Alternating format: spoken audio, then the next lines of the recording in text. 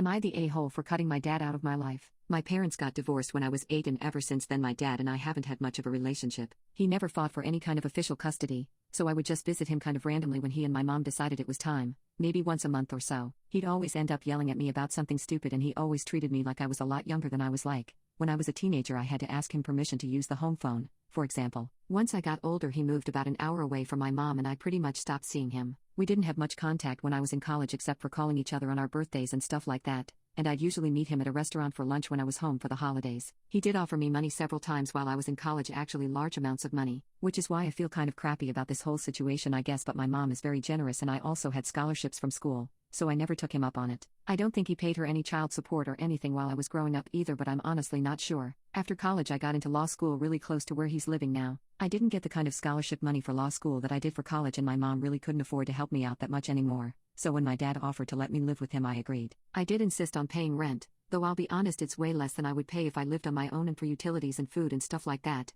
even though he said I didn't have to. I wasn't really looking to rekindle any kind of deep relationship with my dad, but I totally planned on being polite and friendly with him. But ever since I moved in it's just been one effing thing after another. First he was on my case about the clothes that I wore to class and kept offering to buy me suits and stuff. I don't know how many times I've told him that I dress exactly like all my other classmates and that no one wears suits to class just because it's law school. My boyfriend is a couple years younger than me and is still finishing up undergrad, and my dad will take any excuse to call him a deadbeat and poop for not finishing school already when like he's literally 20 years old. I think it's also an issue for him that my boyfriend's not white because he's made some veiled comments about his community but he's never gone right out and said it. I became a vegetarian when I was in high school, but my dad would keep insisting that he needed to make dinner for us as a family and it was always something with meat in it, and then he'd get pissy if I didn't eat it or just had sides, even though I have told him a million times that I prefer to just cook my own food. The other day we had this huge fight. I finished my exams for the semester and I felt really good about how well I did, so I went out with some friends after to celebrate. We went to a bar and had a few drinks. It was absolutely not some kind of crazy night. My boyfriend wasn't even there,